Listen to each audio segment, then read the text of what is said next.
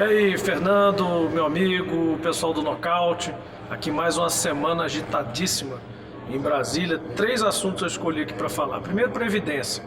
Previdência chegou ao Senado com aqueles ares de que ia passar sem alteração nenhuma, e a gente está começando a ver algumas reações aqui no sentido de 3 formas de atuar. Uma, com supressões. As supressões não implicam em retornar para a Câmara, então estão liberadas aí e os parlamentares estão considerando várias emendas supressivas. A outra é acréscimos, mas acréscimos através de uma emenda paralela, que envolveria os estados e municípios, mas também poderiam incluir outros acréscimos.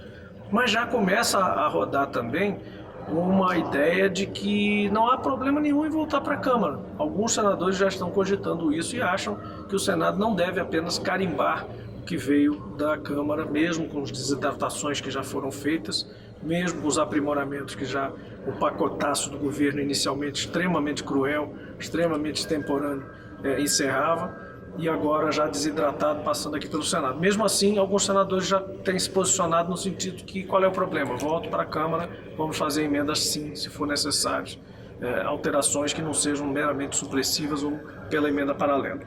A segunda coisa é Petrobras. Nós temos trabalhado aqui em várias frentes, em relação ao Estado brasileiro. Estamos começando a organizar essas frentes, porque existem frentes que defendem empresas, por exemplo, Furnas, Chesf, bancos públicos específicos. Depois existem frentes que defendem setores, setor elétrico, setor de petróleo, setor de bancos públicos e setor de infraestrutura. E por fim, temos uma grande frente que nós estamos combinando de lançar juntos, para juntar todas as frentes debaixo de um guarda-chuva, que é a Frente em Defesa da Soberania Nacional.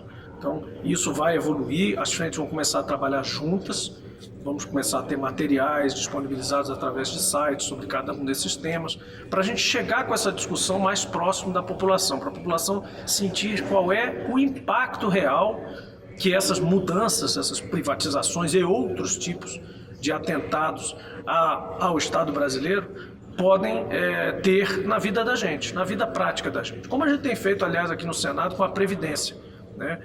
Essa semana, não sei se vocês repararam, vários discursos foram na linha de mostrar casos concretos, pessoas que vão se aposentar em tal e tal tipo, com tal e tal categoria, que agora vão ter outro cenário pela frente, etc, etc.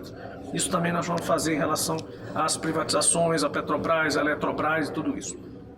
E por fim a Amazônia, E a Amazônia puxa as questões ambientais. Há muito tempo que já falamos e comentamos, vocês mesmos também no canal Nocaute, sobre a política ambiental, ou a não política ambiental desse governo, o antiministro de meio ambiente que atua contra o meio ambiente. E agora, essa semana foi bastante eloquente essa expressão, essa identidade do governo com o antiambientalismo, É uma coisa quase que empedernida, uma coisa ideológica mesmo, Então, nós nos posicionamos aqui no plenário, no sentido de mostrar que esse brado também do liberal na economia, conservador nos costumes, é um pouco exagerado, é quase medieval. É como se a gente estivesse na Idade Média dos costumes e começando a chegar no mercantilismo e no colonialismo para efeitos econômicos, porque é o laissez-faire, laissez-passer, laissez-tout. Passamos uma medida provisória onde a gente teve uma vitória, que foi retirar o trabalho dominical praticamente forçado, induzido pelo patrão, mesmo prometendo remuneração dobrada, mas fazendo disso uma escolha que o patrão teria grande ingerência a induzir o empregado a escolher pela compensação de outro dia. Tiramos isso dessa medida provisória, mas passou uma medida provisória perigosíssima, ruim que só. O capítulo do artigo 4º dessa medida provisória proíbe o Estado brasileiro de regular uma série de coisas. Quem tiver mais interesse, eu posso fazer um outro comentário ocasionalmente só sobre isso, mas dê uma olhadinha lá no artigo 4º da medida provisória da liberdade econômica, que eu prefiro chamar de libertinagem econômica, que é um libera geral. Tem coisas até boas do ponto de vista de empresas pequenas, e o governo tem sido hábil ao fazer isso. Ele coloca algumas medidas interessantes, quase que unânimes, apelida a medida provisória com um nome simpático, um nome quase unânime, e lá dentro coloca os enxertos, que o pessoal aqui batizou de jabutis, mas eu prefiro chamar mesmo de contrabandos legislativos, né? Coloca lá dentro as maldades no meio da medida provisória para passar aí os hashtags pululam aí pelos telefones celulares de todos os parlamentares, fazendo com que eles se sintam eventualmente até mal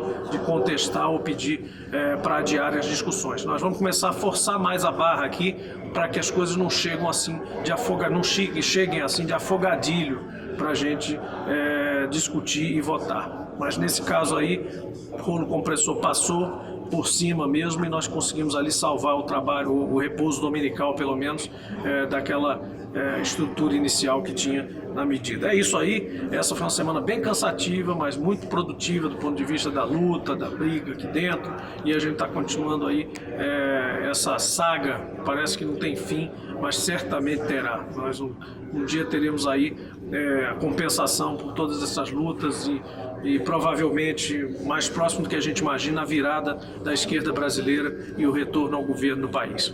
Obrigado, pessoal. Um abraço a todos. Bom fim de semana.